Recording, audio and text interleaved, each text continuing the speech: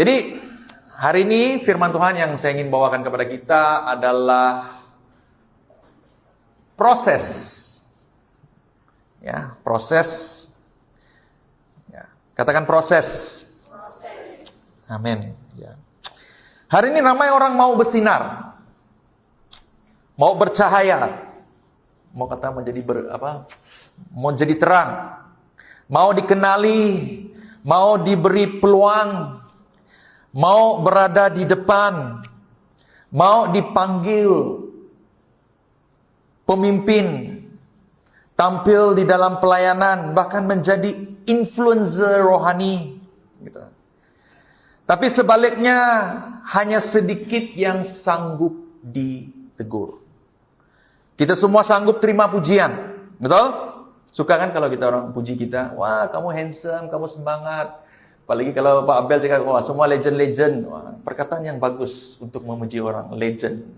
Artinya kamu begitu lama di sana. Lama dan setia dan tak pernah. Itu maksud legend kan? Lama dan setia dan tak pernah tinggalkan. Legend. Artinya kita semua legend di dalam Tuhan. Amin. Ya, bukan karena kamu kuat, karena kita taat. Ya, suatu perkataan yang baik. Wah, nanti guna perkataan. Selamat datang legend-legend. Hai. Bagus, perkataan yang bagus untuk dipakai. Oke? Tapi tak berapa ramai yang sanggup terima teguran. Bila dipuji, kita semua tersenyum lebar. Tapi bila ditegur, kita rasa diserang. Kita merajuk, kita menjauh, malah ada yang tinggalkan pelayanan. Jadi soalnya, kalau kita tidak tahan ditegur, apakah kita benar-benar siap untuk jadi terang, jadi cahaya? Kita suka ayat ini. Kamu adalah terang dunia. Ya. Betul? Semua suka kan? Kamu adalah terang dunia. Nampak macam senang. Tapi kita lupa, terang tak datang tanpa proses. Terang perlu dibentuk, perlu digilap, perlu disucikan. Dan salah satu alat utama Tuhan untuk menyucikan kita adalah teguran. Teguran memang tidak menyenangkan. Tapi tanpa teguran, karakter kita tak akan pernah menyala. Dan kita hanya akan jadi pemimpin yang sibuk, tapi kosong. Pelayan yang nampak bersinar, tapi tidak memberi terang. Dan hari ini, saya kemungkinan apa yang saya sampaikan tidak akan menyenangkan hati saudara. Jadi sebagai hamba Tuhan yang sangat mengasihi saudara, saya ingin menyampaikan kebenaran ini.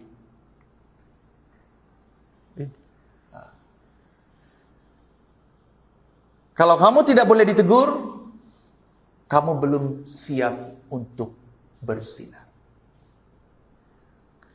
Kamu belum layak untuk memimpin. Belum layak untuk membimbing orang. Jika kamu sendiri menolak dibimbing, Tuhan melalui proses teguran. Saya ulang balik ya. Kalau kamu tak boleh ditegur, kamu belum siap untuk bersinar. Kamu belum layak memimpin. Kamu belum layak membimbing orang lain jika kamu sendiri menolak dibimbing Tuhan melalui proses teguran.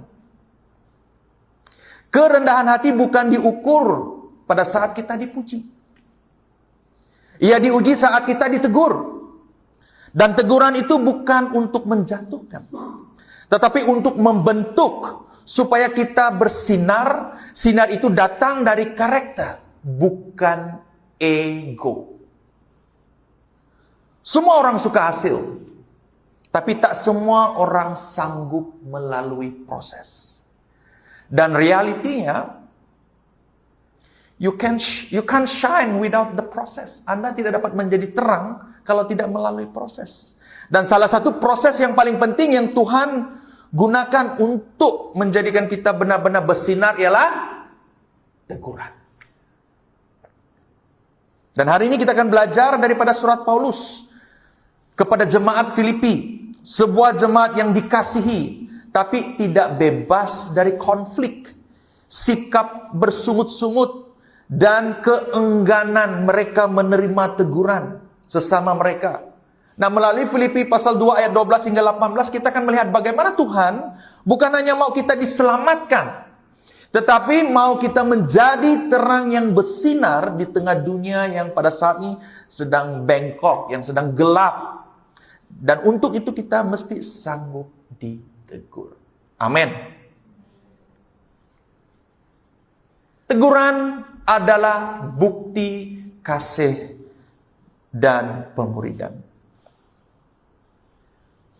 Dalam Filipi pasal 2 ayat 12, Rasul Paulus menulis, hendaklah kamu mengerjakan penyelamatanmu sendiri dengan takut dan gemetar. Nah, ini bukan bermaksud kita mencari keselamatan dengan usaha kita sendiri, tetapi menunjukkan bahwa keselamatan sejati memerlukan sikap hati yang tunduk, serius, dan terbuka kepada proses pembentukan Tuhan itu. Lalu di ayat yang ke-13 berkata, karena Allah yang bekerja dalam dirimu menyebabkan kamu berkehendak dan menjalankan kerja untuk keredaannya. Tuhan yang memulakan karya keselamatan juga mau menyempurnakannya melalui proses pemuridan. Dan salah satu alat pemuridan yang paling kuat ialah teguran. Amin. Amsal 12 ayat yang pertama dengan terus terang menyatakan, ya, sesiapa yang menyukai didikan, menyukai pengetahuan, tetapi sesiapa yang membenci teguran, ini bukan saya cakap, adalah bodoh. Saya ulang balik. Amsal 12 ayat yang pertama. Kamu boleh simpan itu sebagai ayat pegangan kamu. Sesiapa yang menyukai didikan, menyukai pengetahuan, tetapi sesiapa yang membenci teguran adalah bodoh. Ini bukan kata-kata lembut, tapi ini sangat jelas. Suka didikan, orang bijak. Benci teguran, bodoh. Kita tidak boleh jadi bijak, tidak boleh jadi pemimpin yang dewasa hari ini jika kita allergic kepada teguran. Teguran bukan musuh perkembangan, tetapi adalah salurannya. Jadi bila Anda tidak boleh ditegur, Anda akan berulang kali buat kesilapan yang sama. Anda akan cepat rasa diserang walaupun sebenarnya sedang dibentuk. Anda akan susah naik ke tahap rohani yang lebih tinggi karena Anda tolak alat yang Tuhan gunakan untuk pertumbuhan. Sebaliknya, orang yang rela ditegur akan bertumbuh lebih cepat. Akan dikenali bukan hanya karena karisma, tetapi karena karakter. Akan menjadi terang yang sejati, bukan terang yang palsu. Jadi ingat, ketaatan sejati bukan hanya melakukan apa yang Tuhan perintahkan, tetapi juga bersedia untuk dibetulkan bila kita tersasar. Jadi, teguran bukan penghakiman. Ia bukan bermaksud Tuhan membuang kita. Sebenarnya teguran adalah bukti kita dikasihi dan dianggap layak untuk dibentuk. Teguran adalah proses permurnian. Seperti emas dimurnikan dengan api, karakter kita yang dimurnikan melalui diperbetulkan ataupun koreksi.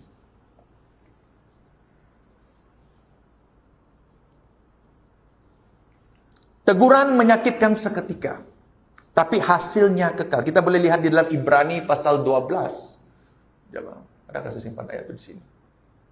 Oh, tidak ada. Ibrani 12 ayat 11. Tiada pengajaran ataupun teguran yang mengembirakan ketika dilaksanakan. Semuanya rasa teruk. Tetapi kemudiannya pengajaran itu menghasilkan buah perbenaran yang mendatangkan rasa aman kepada mereka yang telah dididik dengannya. Saudara, pengajaran itu susah. Sukar untuk dilaksanakan. Betul tak? Masa kamu belajar, masa kamu sedang belajar sesuatu persoalan, tekanan, mencari jawaban, bukan sesuatu yang mudah. Nah, tetapi bila kamu mengakui kesalahan-kesalahan kamu, dan kamu perbetulkan, hasilnya akan jadi lebih baik. Betul kan? Kamu akan jadi lebih senang. Ini apa yang coba ayat Ibrani pasal 12 ayat 11 ini katakan. Tiada pengajaran yang mengembirakan. Siapa di sini suka belajar? Ada yang sini suka belajar tidak mau? Terus pergi, terus dapat master. Lahir aja terus jadi master.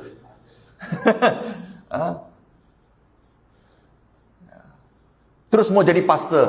Wah. Ada yang terus mau jadi pemimpin, tidak mau belajar. Terus saya rasa saya boleh nih, saya jadi pastor. Ada orang katakan, jadi pastor itu senang. Oke, saya cakap, mari. Sebelum kamu jadi pastor, ikut saya dulu, saya cakap. Bila saya menyatakan buku-buku yang saya baca, apa-apa itu yang saya buat, baru begini kah pastor? Baru 10 buku saya suruh baca. Jangan atas 10. Satu buku saja, itu pun sudah. Baca satu ayat firman Tuhan sudah, tidur dulu. Ini kan mau baca keseluruhan ayat dan memperdalamkan lagi. Ya kan? Ya. Jadi saudara, kalau kita menolak teguran, kamu menolak pembentukan. Kalau kamu menolak pembentukan, kamu menolak pemuridan. Kalau kamu menolak pemuridan, kamu belum bersedia untuk bersinar bagi Kristus. Yang kedua, tanpa kerendahan hati, teguran akan ditolak. Dalam Filipi pasal 2 ayat 14, Paulus menasihati, dengan segala sesuatu, dalam segala perbuatanmu, janganlah bersungut-sungut dan berbantah-bantah. Ini bukan hanya tentang sikap ketika bekerja, tetapi juga sikap hati terhadap teguran dan pembentukan rohani. Seseorang yang rendah hati akan mendengar sebelum membantah, merenung sebelum melawan. Tetapi seseorang yang keras hati akan merespon teguran dengan keluhan, pembelaan diri, dan bantahan. Dalam Filipi pasal 4 ayat 2 hingga 3, Paulus secara terbuka menegur dua wanita yang berpengaruh di dalam gereja Filipi ketika itu, yaitu Audia dan Sintik. Nama mereka disebut secara langsung. Ini menunjukkan bahwa perselisihan mereka cukup serius hingga mengganggu kesatuan jemaat. Kemungkinan besar konflik ini berpunca daripada ketidakmauan menerima teguran atau perselisihan secara pribadi yang tidak diselesaikan dengan kerendahan hati. Saudara, kerendahan hati adalah pintu kepada pemulihan. Tanpa sikap ini, sebarang teguran akan dianggap sebagai serangan pribadi, bukan sebagai kasih Tuhan yang membentuk. Tambahan pula di dalam Amsal 9 ayat 7 hingga 8 memberi peringatan yang sangat keras. Sesiapa yang membetulkan si pencemuh akan mendapat hinaan. Dan siapa yang menegur orang yang durjana akan menerima makian. Jangan tegur pencemuh, nanti dia akan membencimu. Tegurlah orang bijaksana, maka dia akan mengasihimu. Siapa itu pencemuh? Semua orang tahu apa maksud pencemuh? Bahasa Ibrani kata pencemuh berasal dari perkataan Ibrani yaitu lutz, yang bermaksud seseorang yang merendahkan, mengejek, atau memperolokkan apa yang benar dan kudus. Itu pencemooh. Kalau kamu seorang pengejek, kamu pencemooh. Kalau kamu suka ejek-ejek kawan kamu pencemooh. Ini kata firman Tuhan. Direct kan? Mereka bukan hanya tidak setuju, mereka menghina. Kalau kamu menghina orang lain, kamu pencemooh. Mereka bukan sekadar keras kepala, mereka juga keras hati. Contoh pada zaman sekarang kalau kita perhatikan, bila ditegur tentang pelayanan, dia jawab dengan sinis. Pastor pun bukan orang yang sempurna sangat pun. Bila tegur berubah, dia akan berkata, zaman sudah berubah, itu cara lama. Bila ditanya, kenapa menjauh? Dia cakap, saya tidak tahan dengan orang yang sangat holy ini. Ya, saya bukan orang-orang yang holy pun. Realitinya mereka bukan terluka. Mereka terlalu bangga untuk ditegur.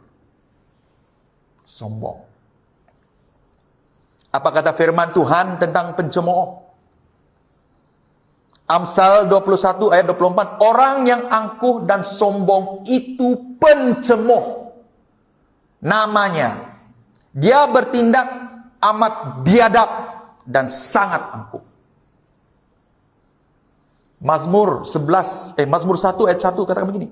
Diberkatilah orang yang tidak berjalan menurut nasihat orang zalim, atau berdiri di jalan orang berdosa, atau duduk di kursi orang yang mengejek. Kalau kamu mau berbahagia, jangan duduk di tempat orang yang mengejek, atau jangan jadi orang yang mengejek. Jangan berkumpulan dengan orang yang mengejek. Pastor, kita kan joking. Ini istilah-istilah orang sekarang. Kita kan main-main, pastor. Ya, main-main. Firman Tuhan kata begitu. Bukan saya cakap, firman Tuhan. Boleh cek. Jadi bila kamu mau mengejek orang, joking orang, berhati-hati. Jadi kena serius? Tidak. Kena pandailah. Ya, jangan main hantam saja. Berilmiah sedikit. Bila bercakap tuh, bercakaplah. Kalau bercanda, itu kata orang, bercandalah dengan yang betul. Jangan menghina. Amin. Ini bercanda sampai menghina orang itu. Artinya kamu itu pencemooh. Jangan kata pencemooh itu di luar. Tak, dalam gereja pun ada pencemooh. Kalau kamu tidak suka ditegur, kamu rasa kamu hebat, kamu pencemooh. Jangan pikir pencemooh itu ada di luar. Di dalam gereja pun ada. Mungkin dalam diri kamu tidak tahu. Oh, baru kamu tahu, selama ini saya mengejek. Saya pun bila baca, selama ini saya mengejek juga. Adakah saya pencemooh? Ya. Apa yang kita buat? Bertobatlah kan? Amin. Bertobat. Balik dari sini, bila kamu mau jok, kamu kena pikir dulu. Kalau saya cakap ini, tak boleh. Jangan cakaplah. Senyum saja. Puji Tuhan. Karakter kamu berubah. Amin. Kalau kamu masih mengejek lagi, banyak proses yang kamu harus lalui.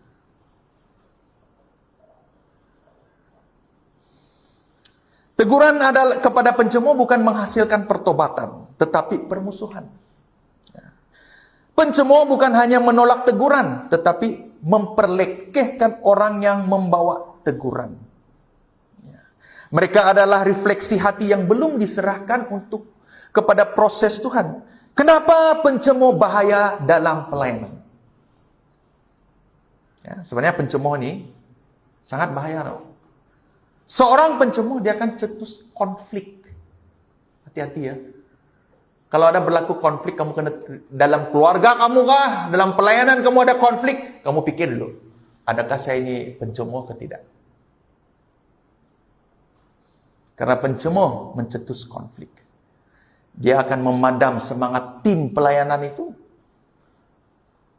Dia akan merosak budaya kerendahan hati itu. Dia menolak bimbingan rohani. Pencemooh lebih mementing image pemimpin daripada menjadi pemimpin yang sebenar. Mereka mau kedudukan tapi tidak mau ditegur. Mereka mau pengaruh tapi tidak rela dibentuk.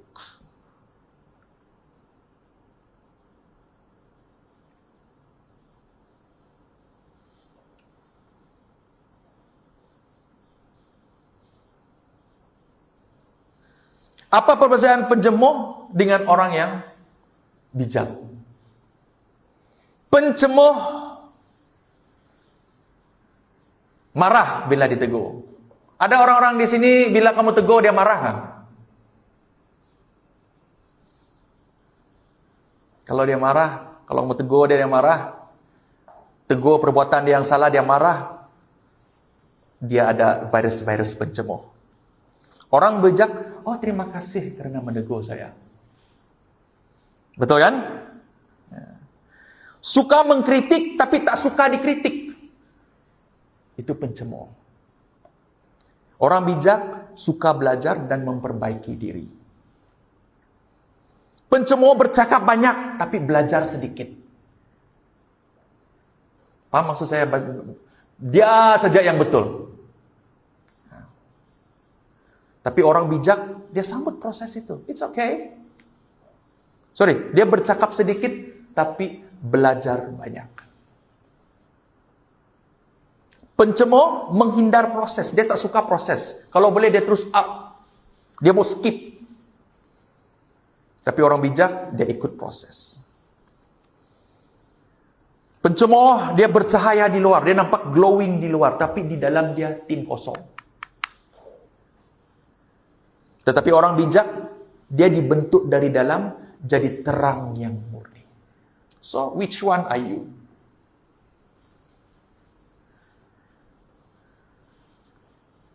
Jadi saudara, bagaimana kita mau meresponi pencemooh ini? Amsal 22 ayat 10 kata. Apa kata Amsal ini? Coba baca 1, 2, 3.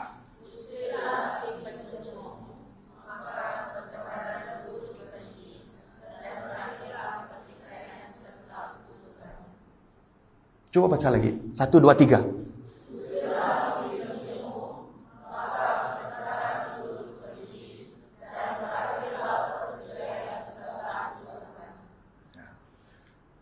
Kalau membaca ini lagi kan, bila saya baca ini lagi kan, siapa yang buat pertengkarannya selalunya? Siapa yang selalu buat pertengkaran? Siapa yang menimbulkan pertengkaran? Kalau ada pertengkaran berlaku di antara kamu kan, kamu cek dulu. Adakah kamu pencemoh, kamu penyebab dia kah? Kalau kamu penyebab, bagus kamu bertobat. Kalau tidak, kamu akan diusir.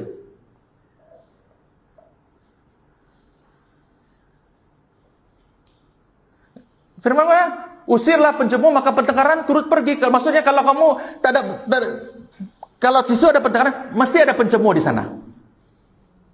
Betul kan? Kalau usir pencemoh, itu pertengkaran akan berhenti. Karena dia akan ikut pencemoh tuh.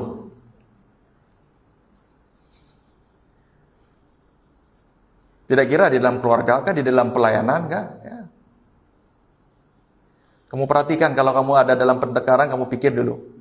Kamu semak dulu, adakah pencemoh-pencemoh itu ada dalam diri saya, di dalam tim pelayanan saya? Adakah sikap-sikap ini berlaku dalam, kalau ada, tegur. Tegur dulu lah. Ya. Macam ada sikap-sikap pencemohan, sudah kamu nih, kamu cakap. Macam sikap-sikap yang tidak mengenal Tuhan, sudah kamu nih, kamu cakap. Kalau sampai 2, 3 kali, kamu usir. Ya? Daripada tim kamu itu sibuk dengan pertengkaran dan konflik. Maka ini yang saya lakukan di dalam gereja ini. Karena saya tidak mau orang di dalam gereja ini mempunyai sikap pencemoh. Karena saya mau orang yang ada dari sini adalah orang-orang yang bijak. Amin. Baru orang legend. Halo? Iya kan? Kenapa? Kamu mau jadi orang pencemoh nggak? Habislah.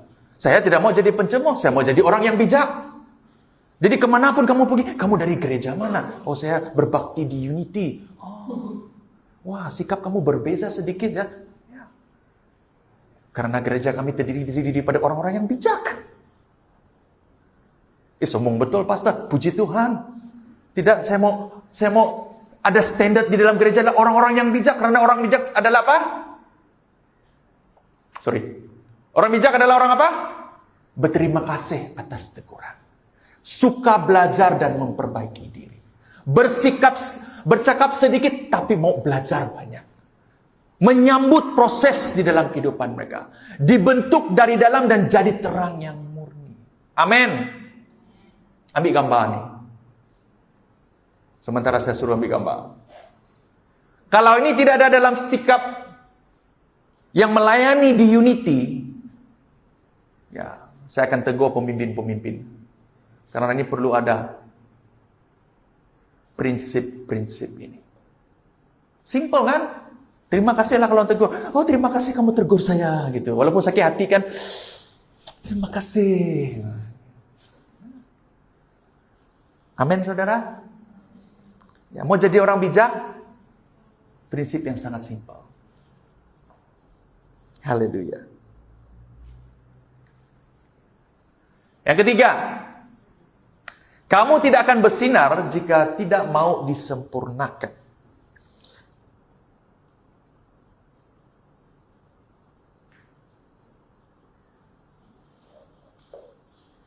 Oh, sebelum kita pergi yang ketiga. Oke, saya tidak mau kamu miss ini. Bukan semua orang boleh terus dibimbing. Kadang Tuhan sendiri pisahkan orang tertentu dari proses karena mereka menolak untuk dibentuk. Jangan buang masa coba membentuk hati yang menolak untuk dibentuk. Fokus membina mereka yang lapar untuk dibentuk. Halo? Dengar? Jangan buang masa coba membentuk hati yang menolak dibentuk. Fokus membina mereka yang lapar untuk dibentuk. Maka itu kalau kamu perhatikan saya, kalau orang itu tidak mau menyertai sel, saya tahu mereka tidak mau dibentuk. Tapi pasti saya akan kerja. Maksud saya ini kamu paham lah. Ya. Yang langsung tidak mau ikut sel. Karena di sel kita mau membentuk orang. Membentuk pelayanan. Orang yang mau melayani harus menyertai sel. Karena di dalam sel adalah pemuridan berlaku. Pembentukan berlaku. Kamu boleh bertanya kepada mereka-mereka yang sudah menyertai sel. Dan saya berdoa dan berharap kepada yang belum menyertai sel, sertai sel supaya kamu dibentuk. Karena saya rindu, kamu bukan hanya menikmati untuk datang gereja, tapi kamu dibentuk oleh Tuhan. Amin. Saya akan fokus dengan orang yang menyertai sel. Karena mereka orang-orang yang mau dibentuk. Kadang-kadang pastor kenapa tidak layan yang lain? Bukan saya layan. Ya. Tapi saya akan lebih fokus. Saya tak mau buang masa hanya sekadar mau duduk sana melayani kamu supaya kamu senang hati.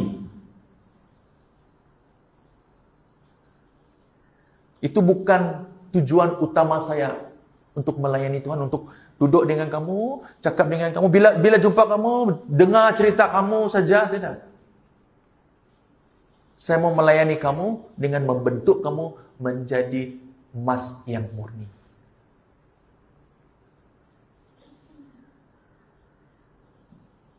Karena itu fokus saya, pembentukan pemuridan.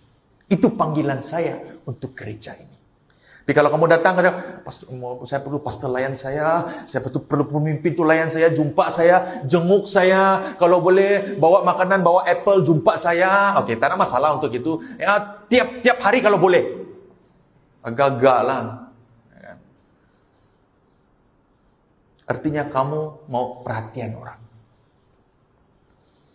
Jadi Tuhan tidak memanggil kita hanya untuk kelihatan bersinar, tetapi untuk dibentuk agar benar-benar bercahaya.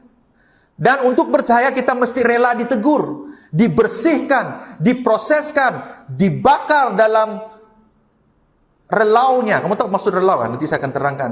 Nanti saya akan beritahu. Ya, kita bukan dipanggil untuk jadi pencemooh, kita tapi jadi terang. Dan terang tidak lahir daripada keselesaan, lahir daripada ketaatan. Jadi saudara, konflik dalam pelayanan hari ini jarang bermula daripada doktrin, bukan pasal Alkitab. Sebaliknya bermula daripada hati yang keras, tidak mau ditegur.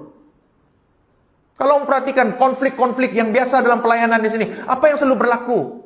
Saya tak sukalah pemimpin itu. Harusnya dia tegur dengan kasih tahu. Baru saja dia cakap, "Kot, kamu salah." Terus dia cakap, "Tidak mengasihi saya." Tidak tahu beza tegur secara baik dengan tegas, dengan sakit. Tidak tahu beza karena dia tak biasa ditegur.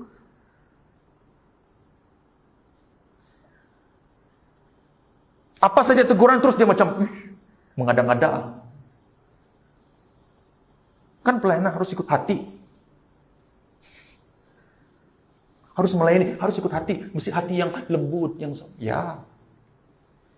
Bagi saya berpendapat pelayanan harus ikut ketaatan dan kasih. Bukan ikut hati kamu.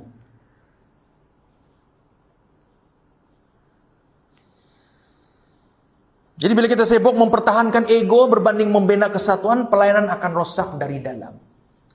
Teguran yang membina akan ditolak apabila hati dipenuhi dengan keangkuhan. Jiwa tidak terlatih untuk mendengar dengan rohani. Kita lebih takut malu daripada takut Tuhan. Halo? Siapa sini takut malu?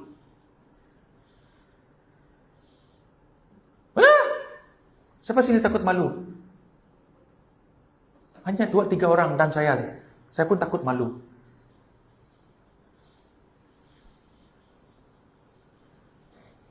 Kamu paham maksud saya kan? Yang tidak angkat tangan itu actionnya tuh. Saya suruh pergi depan sini. Tuhan suruh pergi depan. Malu saya, pastor. Kamu terjebak. Saya panggil satu orang datang depan sini. Tuhan suruh. Macam mana? Malu ke takut? Yang biasa tak datang.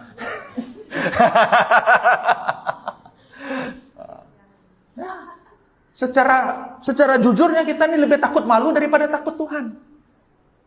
Jadi kita harus bertobat, saudara. Ya, bukan kamu, saya pun. Ada masa, ada tempat saya akan rasa malu. Kamu lah pergi depan. Kamu lah malas. Saya kadang suruh istri dulu. Kamu dulu. Kalau sana oke, baru saya datang. Ya, itu memang alami. Dan kita harus bertobat dengan itu, saudara. Maka itu kenapa kita susah untuk melayani Tuhan, walaupun kita malu, kita takut. Kita lebih besar daripada Tuhan itu. So, harus bertobat. Amin. Ya. Kerendahan hati bukan kelemahan. Ia adalah kekuatan untuk mengakui saya belum sempurna, saya mau dibentuk. Jadi bila ditegur, diamkan ego dahulu. Dan dengar suara Tuhan di balik manusia. Elakkan sikap pencemuh. Bila Anda memperlekehkan teguran, Anda sedang menolak proses Tuhan itu sendiri. Bina budaya dalam pelayanan di mana teguran diterima sebagai ekspresi kasih, bukan sebagai penghinaan.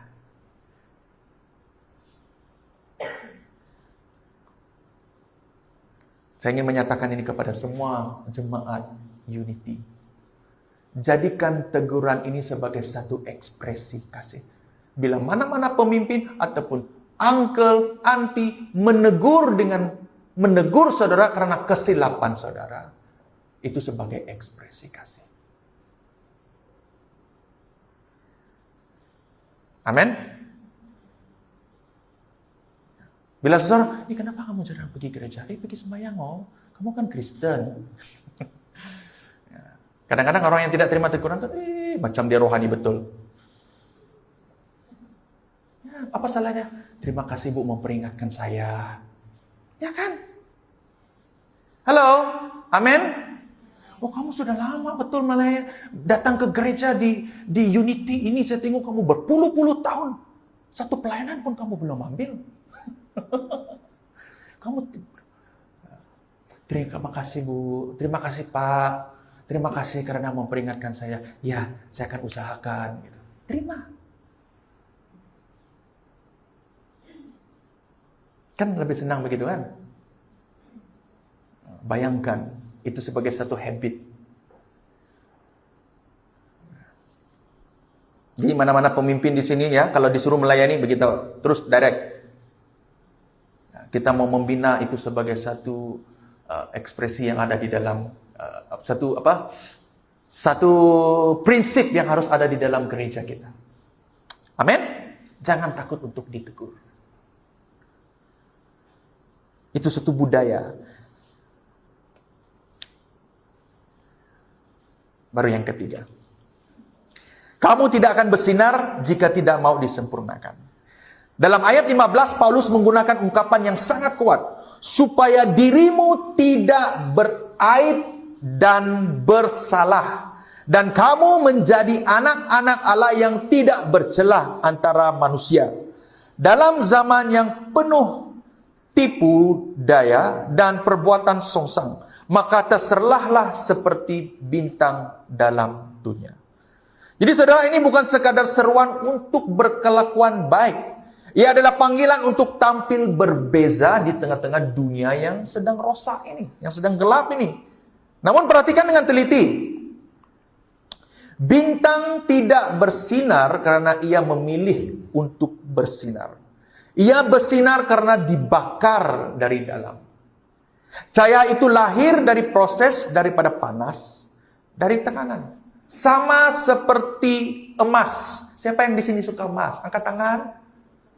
Ya, siapa yang ikut goal public tuh? Ada goal public. Gitu. Saya tengok sekarang kalau tengok Facebook, wah ada orang goal public loh, apa semua. Oh, beli emas. Udah sampai di TikTok pun. Kalau kamu beli emas sekarang 400 gram, wah semua.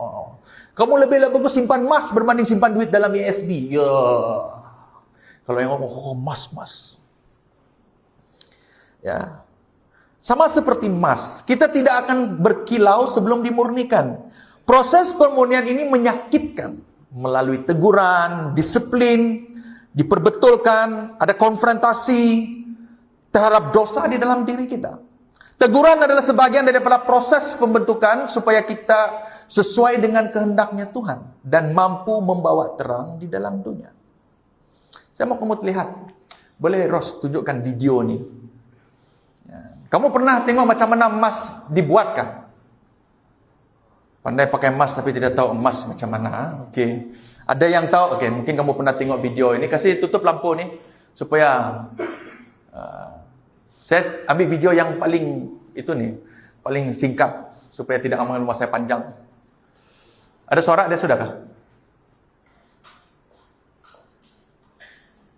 Tutup saja nih. Tutup semua. Ya, oke. Kebetulan abang lagi memantau kawan abang yang saat ini lagi melakukan pemisahan emas dengan pasir menggunakan air raksa, teman-teman ya, seperti ini cara mereka. Setelah emasnya sudah menyatu di raksa, kita pisahkan lagi raksanya dari pasir ya, atau kita sendirikan raksanya. Lalu kita tinggal cari kain padat ya untuk memisahkan raksa dari emas. Nah, ini proses pemerasan atau proses pemisahan raksa dan emas. Inilah caranya teman-teman ya, sangat mudah sekali sebenarnya ya. Ini diperas sampai raksanya keluar semua atau kering ya. Nah, beginilah bentuk emas setelah dipisahkan dari air raksa ya. Teman-teman, masih banyak juga yang bingung ya, kok emasnya putih? Ya iya, masih ada tahapan yaitu peleburan agar emasnya jadi kuning teman-teman ya. Nah ini dia guys, proses peleburan atau penyatuan emas. Nanti setelah dilebur bakal jadi kuning. Ini jadi ya. Nah beginilah bentuk emas jika sudah dilebur atau sudah disatukan.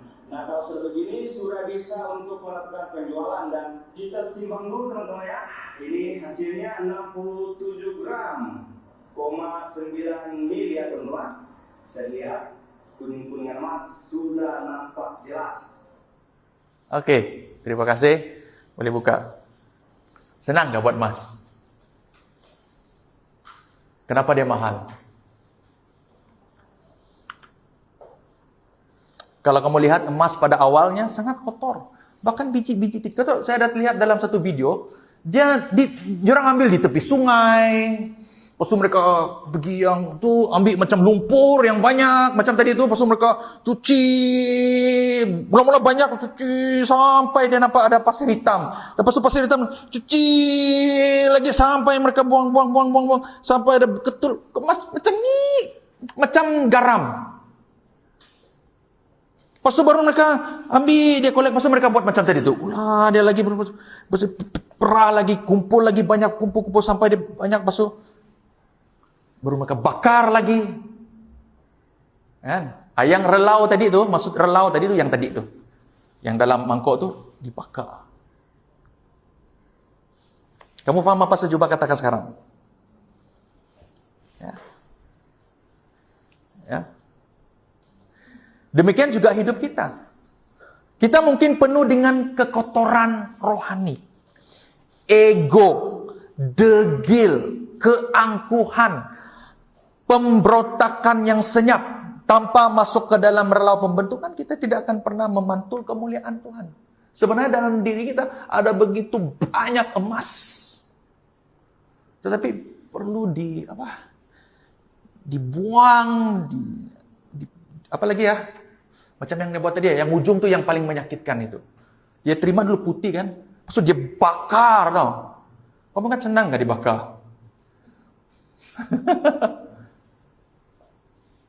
Untuk mengeluarkan sesuatu yang baik daripada kita, kita harus ditekan terlebih dahulu.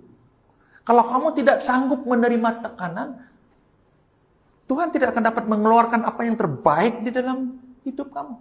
Masih ingat saya pernah buat satu ilustrasi tentang eye orange. Masih ingat? Satu biji orange yang belum diperah, harga dia berapa? 2 ringgit sekarang. 2 ringgit setengah. Betul? Lepas itu dia dipotong, dia perah di dalam gelas, dia perah sehabis-habisnya sampai jus dia keluar. Dia letak sedikit ais, kita guna fresh orange. Lepas itu dijual, berapa harga dia sekarang? 15 ringgit ke 20 ringgit. Kalau kamu pergi hotel, kadang-kadang kamu sakit hati pergi hotel kan, macam ni sejak jus dia, tapi mau dekat 25 ringgit sudah. Apa maksudnya? Dia kena perah dulu. Pasal kamu pikir, bagus saya beli buah daripada saya minum jus di sini. Perbezaan apa? Kita harus ditekan, dibentuk supaya mengeluarkan jus yang manis yang ada di dalam kita, supaya orang yang melihat, menikmati, kita menjadi saksi apa yang di dalam kita itu menjadi sesuatu yang bila wow, dan kita menjadi mahal.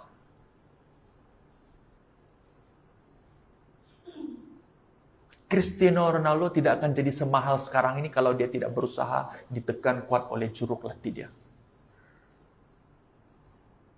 Betul gak? Pemain-pemain bola di sini. Kamu tengok Cristiano Ronaldo makin tua, makin handsome. Apalagi David Beckham kan. Semua orang, wah bestnya. Bawa kereta yang besar-besar. Dia tidak akan jadi macam itu kalau tidak ditekan, mempunyai latihan yang kuat. Penjagaan makanan, latihan dari pagi sampai malam, bangun pagi. Saya pernah tengok satu video, saya pernah beritahu kamu kan, macam mana kehidupan seorang Cristiano Ronaldo.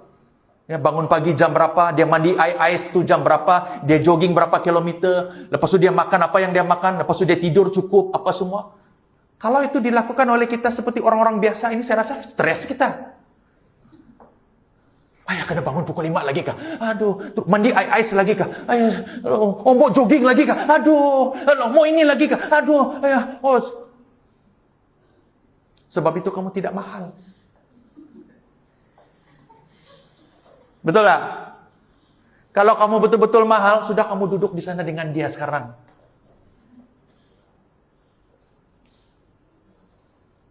Jadi kalau kamu sukses, mau seperti orang yang mahal itu, tengok kehidupan dia dulu. Begitu juga dengan orang yang rohani. Wah senang, senang dia pimpin pujian. Wah senang dia, begitu senang.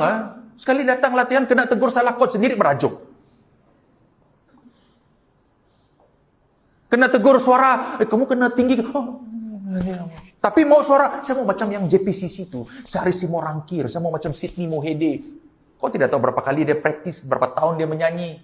Berapa tahun dia ditegur oleh pemimpin-pemimpin di sana, membentuk dia.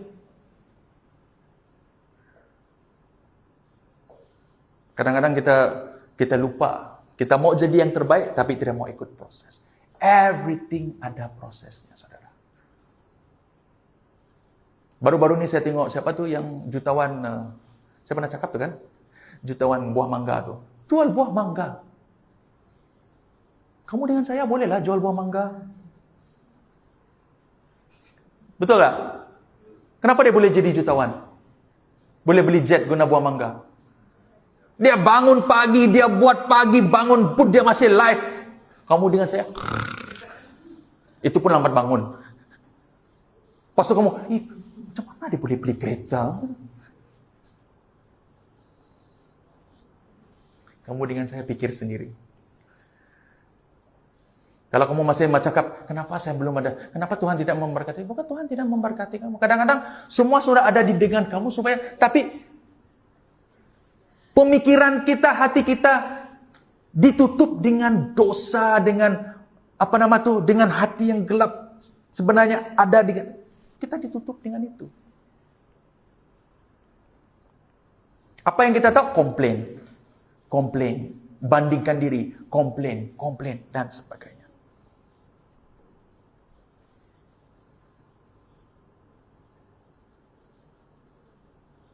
Jadi saudara, jika kita menolak teguran, kamu sebenarnya menolak terang. Bagi orang yang mau memimpin, mau memberi pengaruh kepada orang lain, mau menjadi inspirasi, tetapi enggan melewati api penontokan, jangan mimpi. Ya. Dunia tidak perlu orang Kristen yang kelihatan bersinar di luar tetapi kosong di dalam dia. Dunia perlu orang yang rela dibakar dan dibentuk supaya cahayanya tulus dan terangnya sejati. Jadi saudara, jangan kejar pengaruh sebelum kejar pemurnian. Murnikan diri saudara. Teguran bukan musuh impian, tapi ia menjaga panggilan Anda. Orang yang tidak mau ditegur tidak akan pernah matang. Mereka yang enggan dibentuk akan hanya menjadi kilauan yang palsu di dalam dunia rohani. Ingat, kita tidak dipanggil untuk menjadi lampu palsu, tetapi bintang yang menyinari dunia yang bengkok.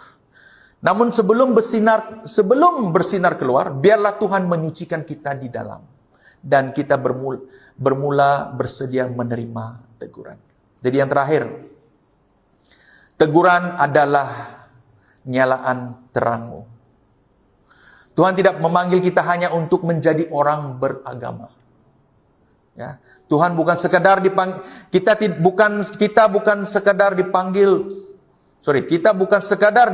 untuk hadir ke gereja, melayani, hafal ayat supaya kita kelihatan rohani di luar. Kita dipanggil untuk menjadi terang. Terang yang menembusi kegelapan, membawa pengaruh dan menunjukkan jalan kepada dunia yang sesat. Tetapi terang tidak pernah lahir tanpa proses. Terang tidak akan bersinar tanpa teguran. Terang tidak akan menyala tanpa disiplin. Dan terang tidak akan memancar tanpa keberanian untuk dibentuk oleh Tuhan. Yesus berkata di dalam Matius pasal 5 ayat 14, kamu adalah terang dunia. Kamu adalah cahaya dunia kalau dalam Alkitab versi Borneo. Itu adalah identiti ilahi. Tetapi ia memerlukan karakter yang suci, hati yang rendah, dan roh yang rela dibentuk. Kalau kamu tidak boleh ditegur, kamu belum layak dipercayakan untuk mempengaruhi. Tuhan tidak akan menyerahkan pengaruh kepada orang yang keras kepala, penuh ego, dan tidak boleh diajar. Kalau kamu tidak boleh dibentuk, kamu belum siap bersinar. Sebab yang kamu akan sinar hanyalah dirimu, bukan Yesus yang hidup di dalammu. Jadi inilah kebenaran yang keras tetapi menyelamatkan kita, saudara. Teguran adalah cermin yang menunjukkan siapa dirimu sebenarnya. Teguran adalah tangan Tuhan yang membentuk menjadi bejana yang layak pakai. Teguran adalah nyalaan pertama yang akan menyalakan terang panggilanmu. Jadi refleksi untuk setiap kita pada hari ini dan cabaran untuk kita. Tanya dirimu pada hari ini. Adakah saya ini adalah orang yang rela ditegur? Adakah saya membuka hati bila Tuhan bercakap melalui pemimpin, pasangan, atau Roh Kudus itu sendiri? Atau saya lebih cepat tersinggung daripada berubah? Saudara, saya berulang-ulang kali mengatakan ini lagi. Tuhan tidak cari orang yang sempurna. Dia cari orang yang boleh dibentuk. Bukan batu keras yang melawan tukulnya, tetapi tanah liat yang lembut di tangannya. Saudara yang dikasihi dalam Tuhan Yesus Kristus, teguran bukan kutuk. Ia adalah anugerah. Ia tanda bahwa Tuhan masih peduli. Tuhan masih mau pakai Anda. Dan Dia mau terang Anda menyala. Bukan dengan kekuatanmu sendiri. Tetapi karena Anda telah dibentuk, disucikan, dan dipersiapkan oleh tangan Tuhan sendiri. Jadi hari ini jangan tolak teguran. Sambutlah teguran itu. Karena disitulah terangmu mula menyala. Disitulah panggilanmu mula hidup. Dan disitulah dunia mula melihat Yesus melalui kehidupan. Ada amin? Mari kita bangkit berdiri.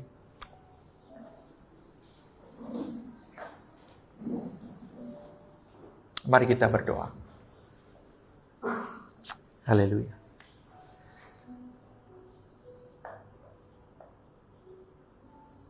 Saya memberi masa kepada Anda untuk berdoa sebagai respon kita kepada firman Tuhan ini.